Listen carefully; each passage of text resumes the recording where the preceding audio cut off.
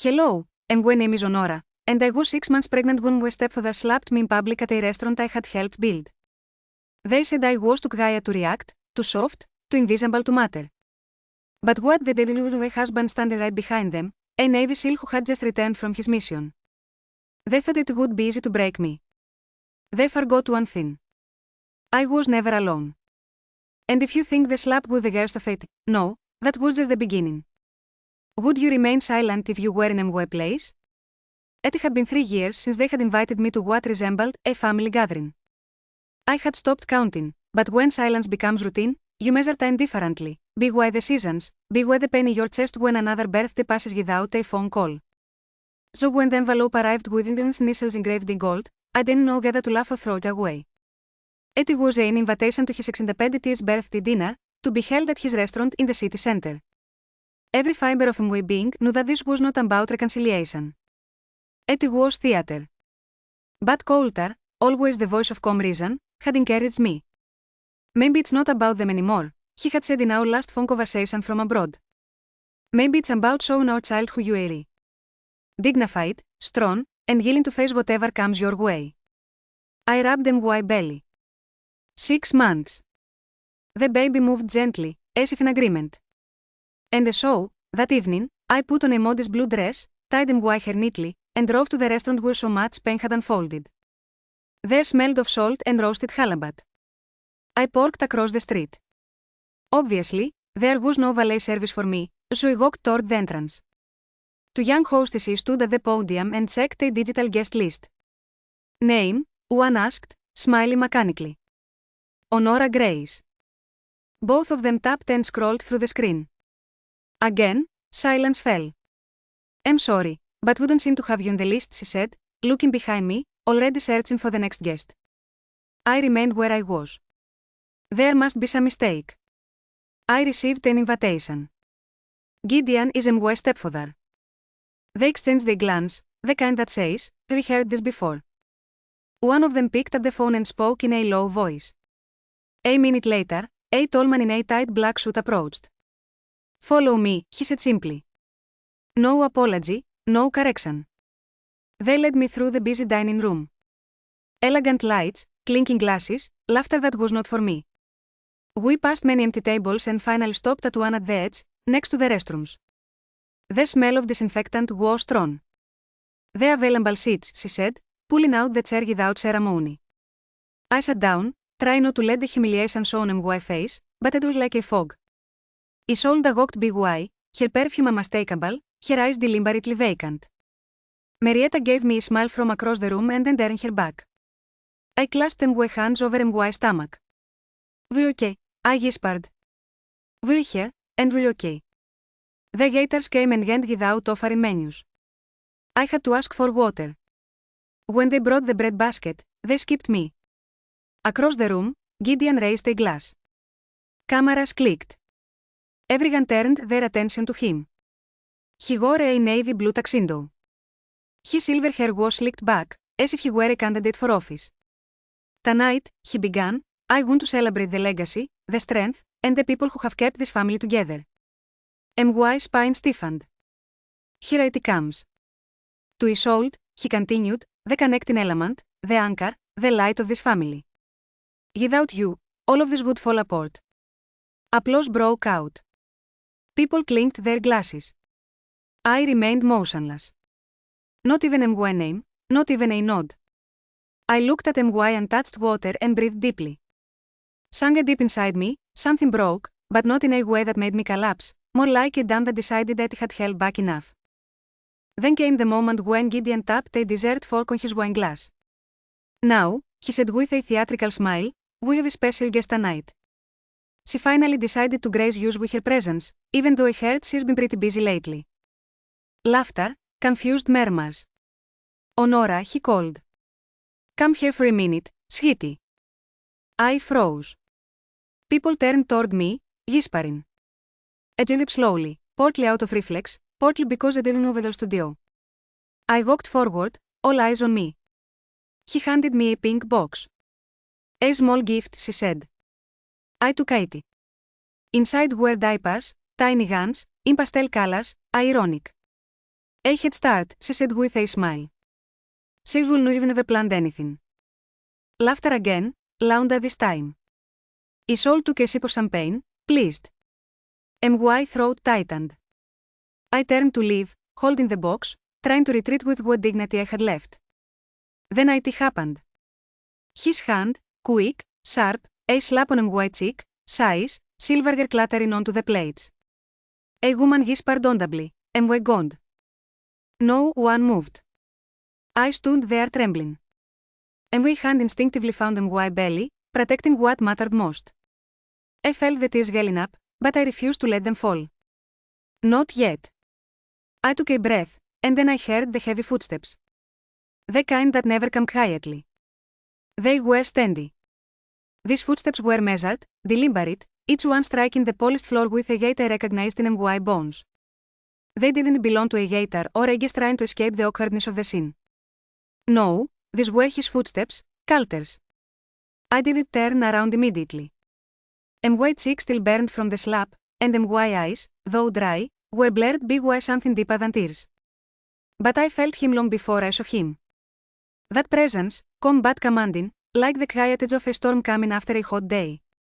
When I finally looked up, there he was. He wasn't wearing a uniform, but he didn't need one. You could tell by the way he held himself, shoulders square, eyes scanning the room with precision, already calculating the exits, the threats, the outcomes. His gaze fell on me and everything else in the room. Every whisper, every rustle of linen towels disappeared. Coulter walked straight toward me. Without hesitation. His hands were steady as he reached for mine. He helped me up gently, without rushing me. I saw some guests reaching for their phones. A waiter started filming. Of course, they preferred to capture a spectacle rather than help a pregnant woman who had been humiliated. "Are you okay?" he asked gently, but I could feel the anger beneath his breath. I nodded slightly. Then, slowly, he turned toward the room. The voices fell silent. The fork stopped midair. And we stepfather stood motionless at the head of the table, still holding the glass he had raised a few minutes earlier for his pitiful toast. "My name is Louis Coulter Madsen," Coulter said loudly and clearly, his voice echoing through the restaurant like a verdict. "I am a Marine and the husband of the woman you just attacked." Complete silence. A woman in the back sighed. Someone else dropped a spoon. Even the piano music coming from the ceiling stopped, as if it knew it had to get out of the way. Gideon tried to recover with its relief. "Look, I think you've reached the wrong idea." The only misunderstanding, Coulter interrupted, looking him in the eye, was to believe that he had no one. Gideon opened his mouth again, but the closed it. Isolde stood like a mannequin, her wine glass trembling slightly. "Είμαι Marietta?" She looked down at her knee, as if suddenly fascinated by the table. Coulter didn't move. He didn't threaten. He didn't raise his voice. But somehow he commanded the entire room without lifting a finger. I had never seen anyone silence my stepfather like that. No one. And in that moment, I knew I was no longer invisible. Coulter turned toward me. "Let's go." We didn't rush. He held my hand as if it were the only thing keeping him grounded. As we passed the long tables, people moved, chairs scraped, bodies shifted, a clear path opened up. We were almost at the door when I heard her. Isolde. Her voice slid like oil. "You always do everything for yourself, don't you?" I stopped, turned around. She looked smug, arms crossed, holding a glass of wine, already prepared to see me break down or cry or do whatever I usually did. "Stay silent." But I didn't. I looked her straight in the eye. "No, you all just wanted me to disappear." She was startled. Just a little, but enough. I turned around and walked out into the night. There outside was cooler than I remembered. Coulter opened the passenger door and helped me in, putting one hand on the door frame to make sure it didn't bump my belly. His other hand didn't let go of mine until I was seated. He journeyed to the driver's seat, started the engine, and pulled away from the curb silently. For a moment, neither of you spoke. Then it came, quietly at first, and the like waves. My breath caught. My shoulders shook. And then I broke down. I thought that maybe, just maybe, they had changed, I said, Gaping my face.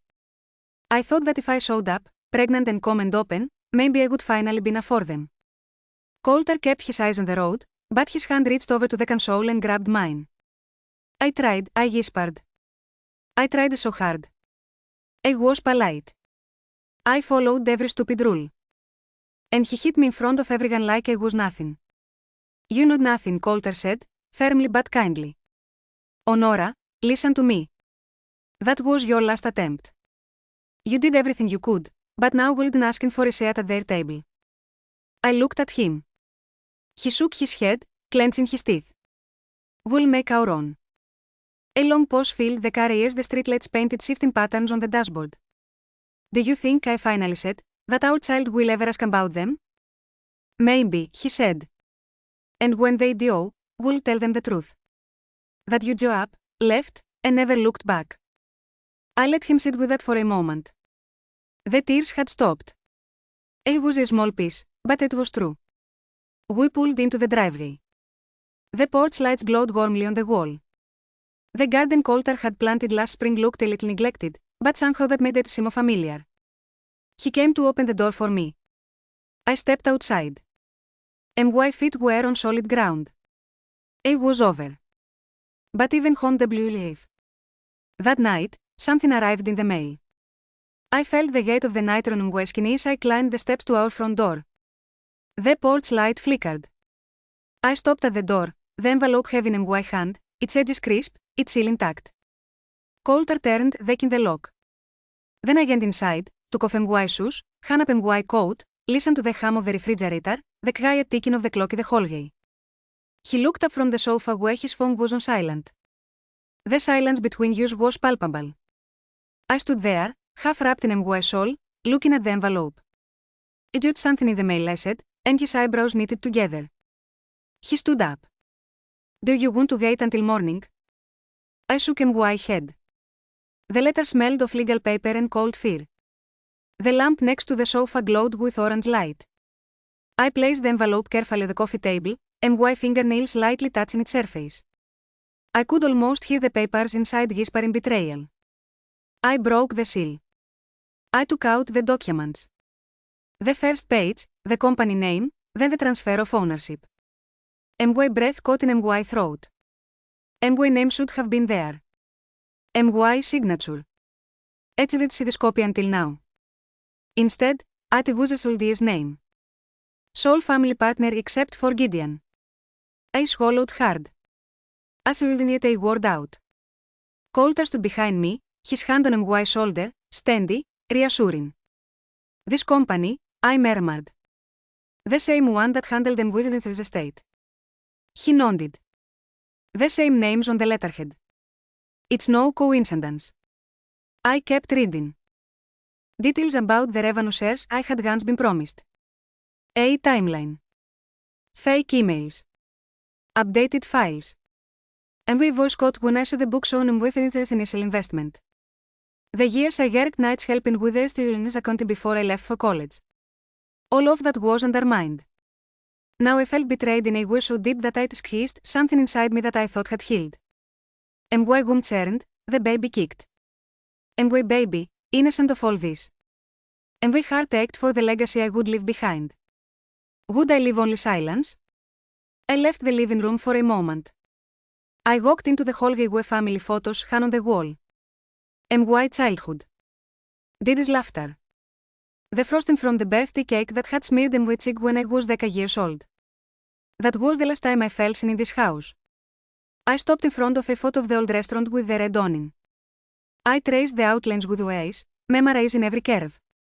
It was ours in spirit, if not entirely name. When I returned to Coulter in the kitchen, I had the photo with me. He was reading the documents, his jaw clenched. I paced nervously, the kettle boiled, and my hands were restless. The smell of tea, of mint, calmed my throat, but not my blood. You know, I said, they want more than to erase me. They want to erase our child's right to know where he comes from. Coulter stopped, put down the papers. We'll fix it. How? A voice was rough. He took out his phone, called some unlabeled veterans legal aid Thatcher. Then he looked at me, gently but firmly. They've handled similar cases. And because of your financial papers, there is a solution. I close them ways. The nursery, a crib assembled in the corner. The rocking chair still wrapped in plastic. Our room. I let myself imagine it complete. Painted in a warm grey color. Soft light spilling over knitted blankets. The sign with the baby's name. I hoped that whoever was making it would finish it with love. The night deepened. The street lights through the windows and blinds intersected with the wooden floor.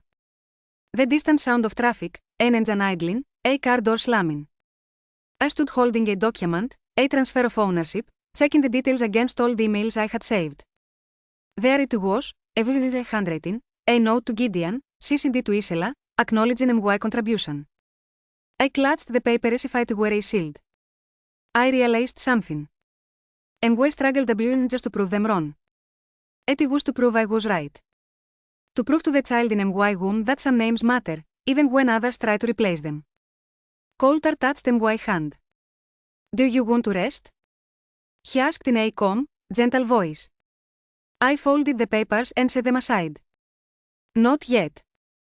I turned to the stack of mail next to the door, where the envelope had come from. Among the bills and advertisements, there was another small package, a hospital form I had never signed. Change of emergency contact, medical authorization, name deletion. I looked at it. They had done it before the baby was even born. And my heart was pounding. I went back to the sofa and sat down with Whitey.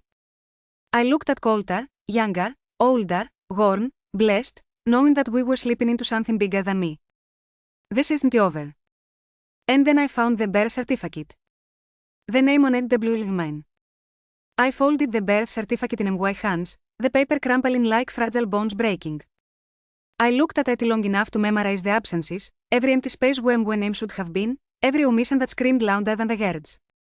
Then I forced myself to follow the elegant calligraphic lettering that was there. Isolda, not me, not Coulter, not even the faint initial. Only Gideon and Mwitchel written in black ink, as if the world belonged only to them. I pressed my thumb to my stomach almost unconsciously, as if the child form in there had some silent claim to the truth that others were trying to erase. I felt that something was wrong. How could a baby inherit anything if its name had been erased? It was 2 days later that I opened the sealed envelope Vera had given me. Coulter and I were in the apartment one quiet afternoon when the mailman slipped a thick envelope under our door. The light coming through the windows was golden, the kind that softens everything before turning intense with the shadows of dusk. I was washing the dishes. And my hand smelled faintly of soap when I bent down, picked up the envelope, and felt my chest tighten. I opened it. Inside were hospital forms, emergency contact information, and next of kin. And my name mentioned anywhere, not even once. Turner's name was there, but his last name was spelled wrong. I stared until the lines blurred. For a second, I felt dizzy and thought I was going to faint. Coulter came up behind me and read over my shoulder. His voice was low but firm. This is wrong, he said. It's forged. I didn't respond right away. Envoys fell on the nursery, the light grey walls painted halfway up, the crib still wrapped in plastic, the curtains hanging from one corner without a rod. Everything seemed staged, like the life I thought I was building was meant for someone else. I took the envelope from under my arm and went to my office. My hands were shaking as I opened my laptop and started searching. Old emails from my father, hastily hidden in archived folders, shared documents titled Shared Real Estate Construction Files, LLC registrations. There, in black and white, was the proof I had always known deep down. My father had recognized me, given me my rightful place in his businesses, in his legacy. My name appeared on the ownership pages, dated, signed, and sent. Rage rose in my chest, hot and steady. ETW just as old and Gideon who betrayed me. I was betrayed by all the silent witnesses who allowed forged documents to have more power than the truth I lived. Coulter, I shouted hoarsely. He came quickly. I pointed to the screen. Look here. Dad signed this. He sent it to Gideon. They took legal documents and erased me with new guns. They used legal channels to steal what was mine. Coulter clenches his teeth, his eyes narrow. Thatcher needs to see this. Will have him revoke all medical powers of attorney. And those prenatal hospital forms, they matter. They need to be corrected immediately. That night, we drove downtown to the Chancellor's office. His space was modest compared to the marble halls of Montalartrans. Bookcases filled with legal texts covered the walls, but between them were framed photographs of veterans and community events. His coffee steamed from a chipped Caprestin on a coaster. He adjusted his reading glasses and leaned forward as I placed the birth certificate and hospital forms on the desk. He read silently, his lips pressed into a thin line. Forgery is a strong word, he finally said, his voice steady. But yes, these are reasons not only to question, but to demand immediate corrective action. We will send formal notices. We will seek an appeal. We will contact the hospital administration to correct the record. With your evidence papers, you have more than enough leverage to force them to act. The words hit me like a shock. Not fear, not relief, but clarity. They thought I would break down in shame. They thought the papers would bury me. But in that moment, I felt more alive than I had in months. Anger and purpose merged into determination. We left each other's office under a sky-painted orange big white dusk. The streetlights flickered in the deep darkness. As Coulter drove, I watched the shadow stretch across the brick buildings and thought of my father. The man who taught me that truth is worth more than power. The man who let me mop the floor at age 10 while dinner guests dined upstairs, reminding me to polish the menus and silverware. Because one day, he promised, I would have a place at the table. But when the table was actually set, they made sure to make me invisible. At home, I didn't lash out, but I opened the boxes that had been stacked in the hallway. Small baby clothes, soft and folded. An empty name waiting for the daughter who had already named Grace, after my grandmother. My hand remained on the smooth wood, my throat tight with grief and resistance. They could erase me from the certificates, but they didn't erase the name I whispered every night to my belly. Later, as Coulter slept on the couch, his breath soft, my phone rang, a message from an unknown number. You're not crazy. I was there too. The proof is attached.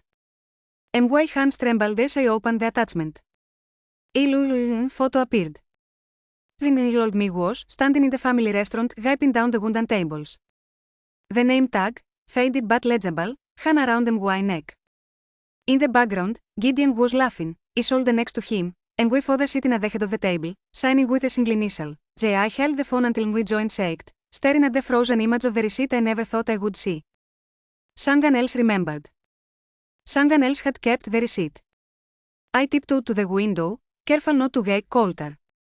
Outside, streetlights cast their light on quiet courtyards. Above them, the moon hung steady and unperturbed. I pressed my forehead against the cool glass. They had removed my name. They had altered the records. They had turned signatures into weapons, but they still erase memory. Not mine, not Mvuri's, not the truth hidden in the photographs, emails, and whispered stories. I whispered it into the night, into the little life growing inside me. You think you can erase me, but you forgot one thing. I closed my eyes and placed my hand on my belly. I remember everything. And when I followed the pedestrian with the message, it led me to the water's edge, where a familiar voice was waiting for me. The pin on my map flashed shortly after sunset, a pulse of light on the digital screen. I followed it to the shore, parking the car where the smelled of salt and wet wood. The sky above Charleston was painted purple and gold. That fragile moment between day and night, when the world had no which way to turn. I could hear the seagulls crying from above, in stark contrast to the steady wave of the tide lapping against the pilings. My fingers touched the flash drive in my jacket pocket. Cold, metallic, heavier than it should before its size. You're not crazy. I was there too. The words from the anonymous message echoed inside me, persistent and uncompromising. Coulter stood near the hood of the car, his arms crossed over his chest.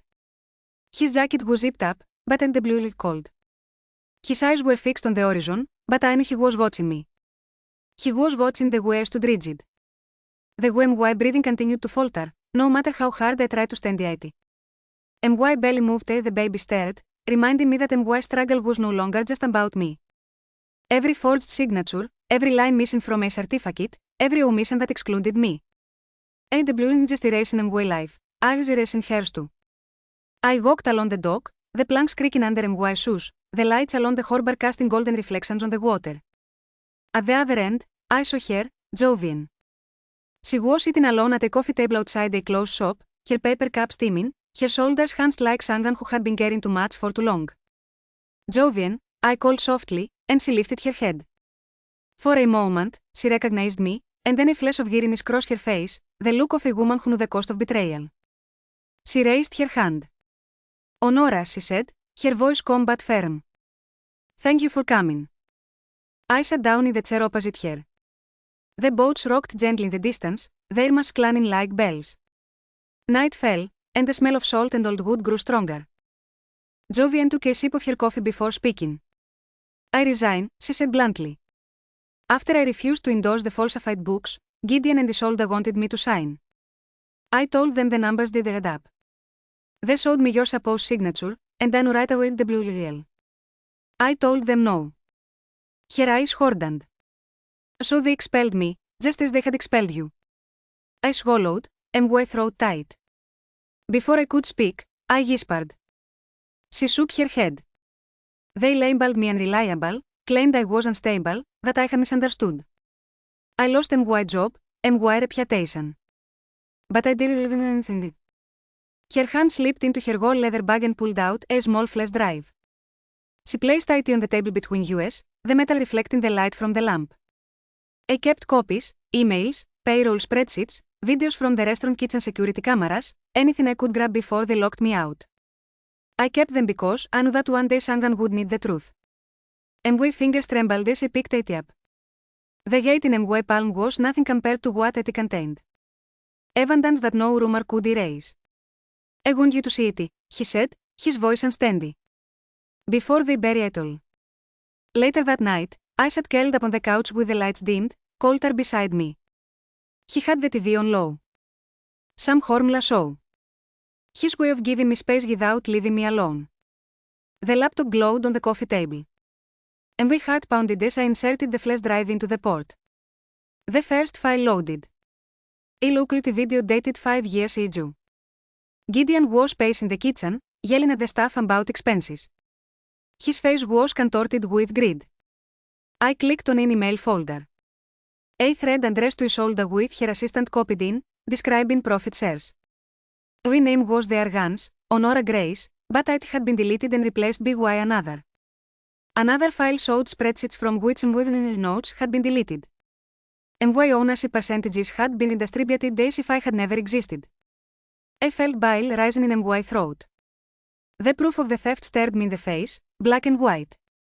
Before I could speak, another notification popped up on my screen. A new email, this time from the court.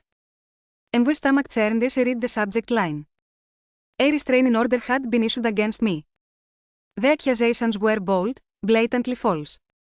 They claimed that I had exhibited aggressive behavior at the restaurant, that I had yelled at and intimidated Isolde, interfering with her work. A written statement signed by someone I had never met confirmed this.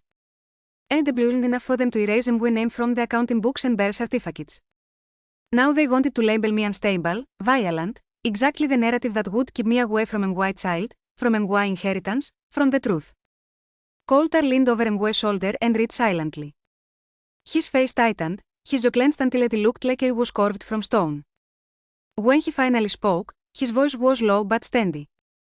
They tried to cut you from everything, from power, from credibility, even from your motherhood. I wanted to scream, to smash all the windows in that apartment with my rage. Instead, I closed the laptop with trembling hands and sat back on the cushions. I thought of the blurry photo Jovian had sent me earlier, the decapitated version of Miss Hipping Tables, desperate for attention. That girl was invisible, and now, years later, they were trying to erase her again. But I wasn't decapitated anymore. And I wasn't invisible. I turned toward the window. The stars pressed against the dark sky, standing unperturbed.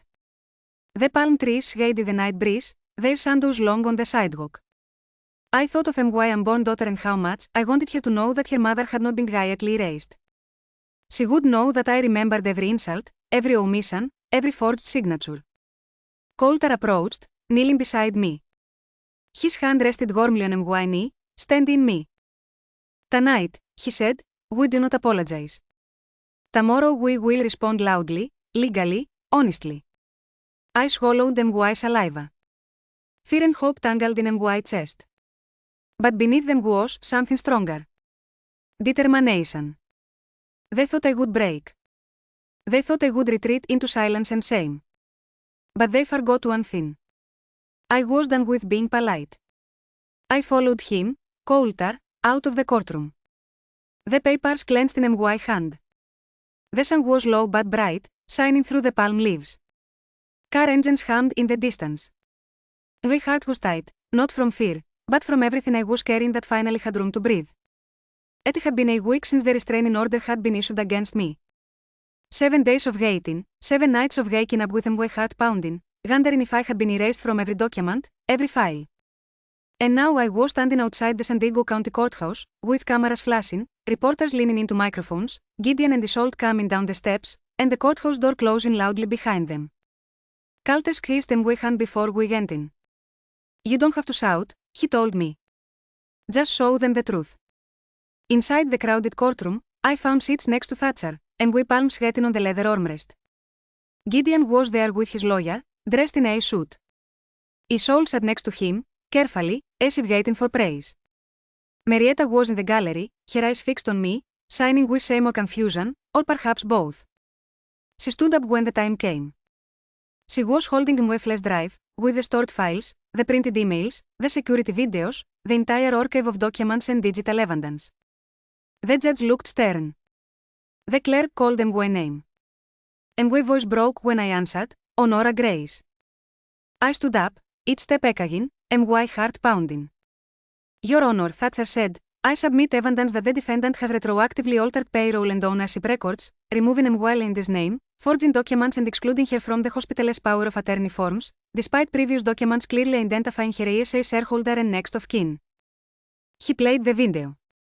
Gideon was in the back room with 2 directors, boasting, she'll never fight back. She's just quiet. The soft murmur of the room turned to sighs. Isolde ran. Gideon yelled at the directors to shut up. The video stuttered and they froze on his face. My stomach turned. I didn't need to speak. Moments like this weren't about words. They were about presence. I sat up straight, breathing shallowly. A series of documents followed, property deeds, bank statements, internal memos showing that votes had been taken at meetings I knew nothing about, documents in which the deletion of my name had been recorded as administrative information, forged signatures, altered dates, hidden lines. Coulter nudged me. I looked at Marietta. She had tears in her eyes, but she didn't move. She looked away very quickly. I sighed softly, without saying out loud. And my voice finally came out when Thatcher asked, Do you want to speak to the court? Yes, I said. I stood up. My shirt was rustling. And my belly was heavy under my dress. I'm here, I said. Because my name matters. All this life matters. I spent years hoping you would treat me like family. Not because it's convenient, but because it's fair. I paused and looked at Gideon. You taught me early on that silence was safer, that doing nothing meant fewer problems, but why silence was never safe. I heard whispers, soft but real. The courtroom stirred. Dylan's lawyer looked at me. Isolde's lips parted. His shoulders trembled. And in that moment, I felt something shift beneath my ribs. Perhaps respect. Perhaps fear. The judge leaned forward. He lifted his glasses. Given the evidence presented, he said in a resonant voice, the restraining order issued against Ms. Grace is suspended pending further review. Medical power of attorney and emergency authority for any future hospital visits are returned to Ms. B. Grace. With immediate effect, the court will commence an investigation into the legality of the changes of ownership in the partnership documents. These records must be handed over in their entirety within 7 days. Coulter exhaled beside me. Relief mixed with something intense. My throat tightened. Outside the courtroom, cameras turned inward. Camera shutters clicked. James' expression was indifferent. No speech. No resistance. Isolda walked past the reporters without looking back. Marietta remained behind a wall of columns, invisible except for her silhouette.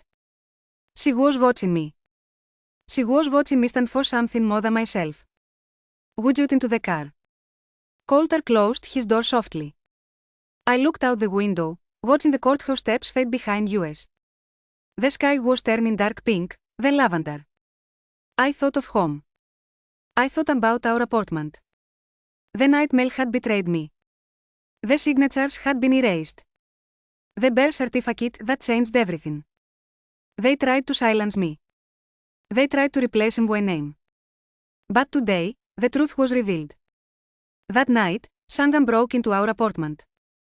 I woke up to a noise, glass breaking, louder than anything I had heard all week. And my heart was pounding. It was late, the windows dark, except for the moonlight falling on the wooden floor. I sat up, and my stomach cramping, and realized that Coulter was sleeping next to me. Just a few seconds later, he woke up too, kneeling down and gently pulling me behind the locked bedroom door. The front window, the large one in the living room that looked out onto the street, was broken. Shards of glass were scattered like stars on the carpet. I bent over, pressing my palm against my stomach, and my fingers trembling. Coulter whispered, "Stay down. Stay quiet." Then he checked the hallway. Shadows danced where the light from the street lamp filtered through the broken glass. We didn't know who it was. No footsteps beyond the noise. No voices. Only broken glass. The curtains fluttered in the air. He locked the door tighter. I pressed my back against his chest, breathing shallowly, trying to hide my trembling. Within minutes, I heard sirens blaring on the sidewalk, and the police officers at the door. They came through the surveillance system I had insisted on installing after the birth certificate scandal. Cameras at the entrance, at the front window. They had caught movement. Someone had tried to get in, but whatever they wanted, they didn't get it. Inside the nursery, chaos. The rocking chair was knocked over. Toys were scattered over the nameplate. The nameplate without Digital's name was scratched. The soft wood was carved. The paint was peeling. Coulter held me as I touched the damage. And my fingernails traced the broken letters. They want to scare me, I said, and my voice breaking. I've been scared my whole life, but now I'm a mother. Tears blurred my vision. The rage made me feel intensely protective, not just of myself, but of the baby, of the home we had tried to turn into a refuge.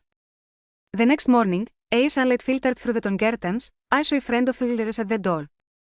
The video from the front window security camera had been posted on a local news blog.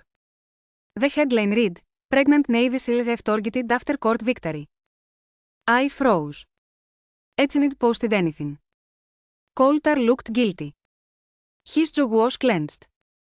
Then came messages from anonymous employees of Diden's restaurant with accusations, stories of inappropriate behavior, unfair work, whispers about how Gideon always thought I was fragile, ready to break down.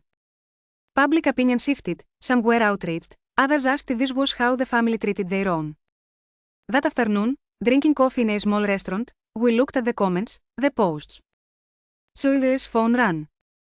Isolda wrote an article in Harbor Press, he said. She says it's time for people to see the cost of family drama. How bitterness infects success. I closed my eyes. I saw his older photo in the magazine, with the headline in bold letters, "The Cost of Family Drama." Below it, her smiling face held a cup of tea in a bright room. The photo conveyed calmness, arrogance. The words below said, "I was the one causing the chaos." Later, there was an interruption and a pause. Her real name was on the envelope. Accusations, defamation, violation of business property, obstruction of contracts, they accused me of being unstable, of acting irrationally. Coulter hugged me at sunset. I was in the living room, surrounded by broken toys, shards of glass on the floor, piled up in heaps. He said, "They won't stop, as neither will we." I looked out the window at the streetlight shining through the broken glass, the moon hanging heavy in the sky. Deep down, I felt more alive than I had in a long time. Not because of the threat, but because I refused to back down. Because every slander, every accusation forced me to stand taller. They thought they could silence me with fear. They tried, but they miscalculated my determination. But just when I thought I was alone, someone from his past contacted me. But just when I thought I was alone, someone from his past contacted me. I Judy the call in the middle of breakfast.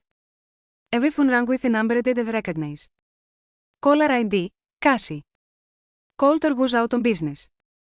I was in our kitchen, with the windows open and the kettle whistling. For a moment, I didn't answer. And my heart told me to be cautious, but I did. Hello, Honora. Ellie's voice was calm, but there was something fragile about it. I looked at the clock. 10:30, the morning light was slanting in. I leaned on the counter. Yes, I worked with your father at Gideon's. I was an accountant at the restaurant years ago. She paused. I know what they did, and I have proof. And my heart was pounding. Proof. That word sounded like hope. I went out onto the terrace. The fresh air hit in my face. I said, prove it. He agreed to meet me that afternoon at his friend Schuller's law office.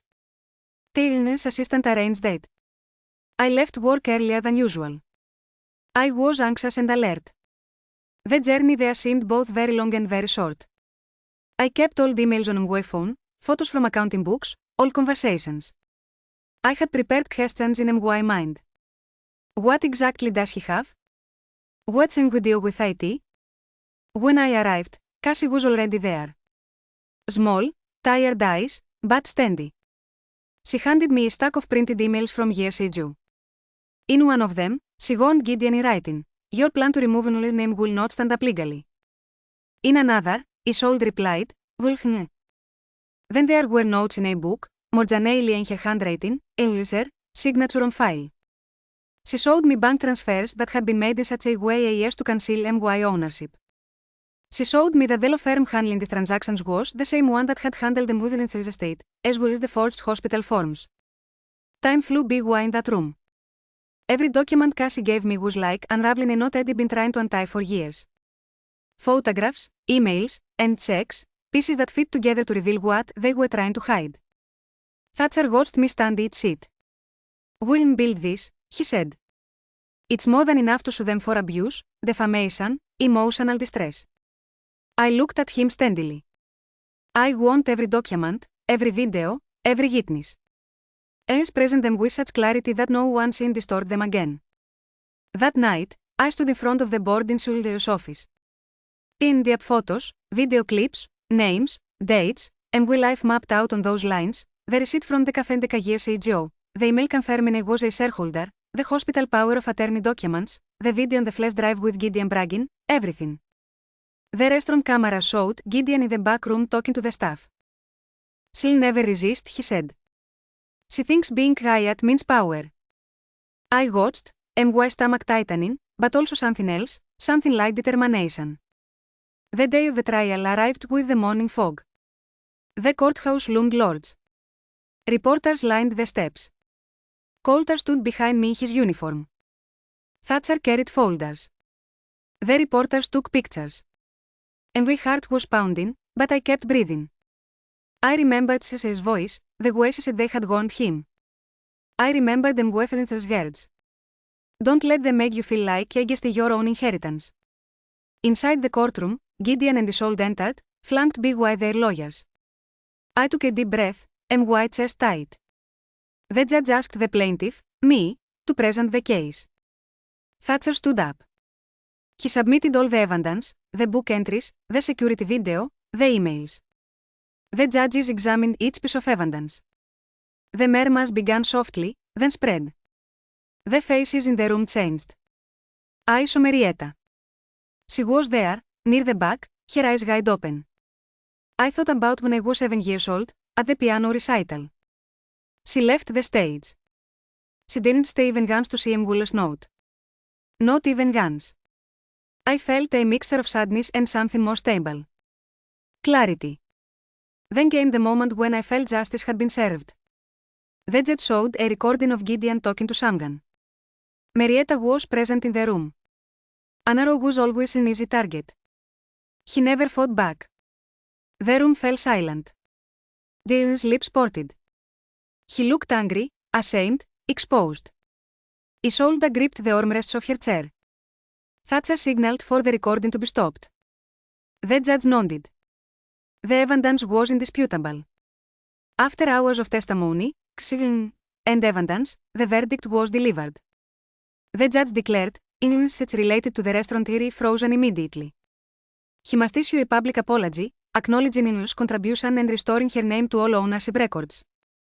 The defamation suits filed by Gideon and Isolde against me are dismissed. The court orders that future hospital, legal, and financial documents must accurately refer to me as a shareholder and medical proxy. Outside, the sun was high now, bright. Reporters were shouting questions. Dylan's lawyer said something about a procedural error, but no one listened. Isolde looked pale. Marietta stayed behind, silent, lost in her thoughts. Calter grabbed my arm. We walked down the steps of the courthouse together. The crowd parted. Some strangers shook their hands. Some said, "You deserved that." I closed my eyes and let the emotions wash over me. Justice didn't feel like revenge. It felt like recognition. It felt like regaining my name.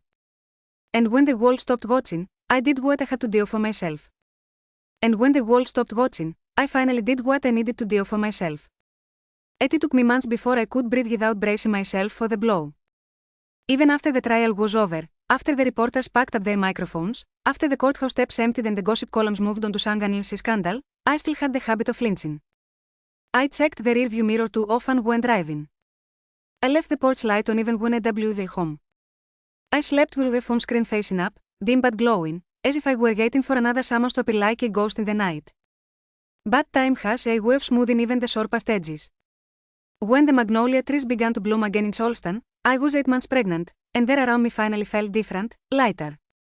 Our nursery smelled of lavender oil and fresh paint instead of legal documents and sweat.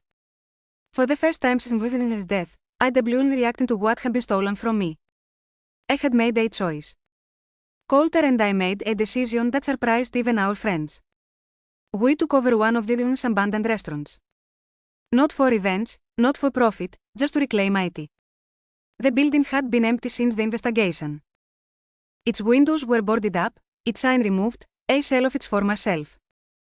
Coulter suggested we turn it into a cafe, maybe a bakery, but the thought turned my stomach. I didn't want to serve plates of food to strangers. I wanted to serve a purpose. So we rebuilt it one room at a time.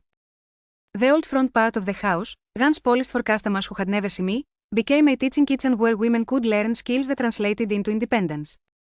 The cold prep room, sterile and hidden away, was turned into a childcare corner with shelves of toys and rugs where little ones could play while their mother studied or worked. An unused corner office became a therapy room painted in a soft cream color, where navy wives and single mothers could sit with someone who would listen to them. We wrote grant proposals, partnered with local non-profits, collected donations, and made IT happen. I never thought to put my name on it. I named it after someone who wasn't even born yet. The sign was quietly installed one Thursday afternoon. Silver letters on deep blue glass. A.S. Place. We opened without a ceremony, without a ribbon cutting, without the press, just a brunch on Saturday morning. A few neighbors stopped by, some young mothers, a couple of veterans who knew my father. They shook my hand, looked me in the eye, and said, "Your father would be proud." And for the first time, I believed they meant it. I held their hands a little tighter than necessary. That was enough. One Tuesday evening, as the light outside turned pitchy, I was sweeping the counter when the doorbell rang. And my body froze before my mind could react. And there she was, Isolde. She looked smaller than my memory had painted her. Her thin posture was now hunched. She wore oversized sunglasses, even though the sun had already set. I didn't speak first. Neither did she. Finally, her voice broke the silence. "They don't talk to me anymore." I studied her face, the redness around her eyes was visible even under the tinted glasses. "They blame me," she continued. "For kicking you out, for letting Gideon get a show for." I shook my head slowly. "Did you come here to ask for forgiveness?" Clenching her teeth, for a moment I thought she would react, but instead, her shoulders slumped. "I came because this place was ours." An answer was calm but firm. It never was. The silence was heavy. I didn't move to feel it. She moved, put her hand on the door, then turned back once more. I never believed you would win, she whispered. I looked her in the eyes without blinking. This is the life you chose, I sold. I have come to terms with mine. She did not react. She walked out the door, leaving behind only the sound of the doorbell and the faint scent of gardenia. A week later, contractions woke me in the middle of the night, gentle at first, rhythmic waves pulling me from sleep. Coulter woke up immediately, his instincts attuned to both me and his military training.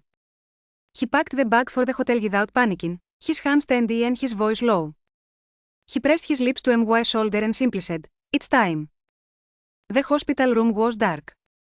The nurse was kind enough to keep the lights low. The hours passed in sweat and pressure. Breath and time.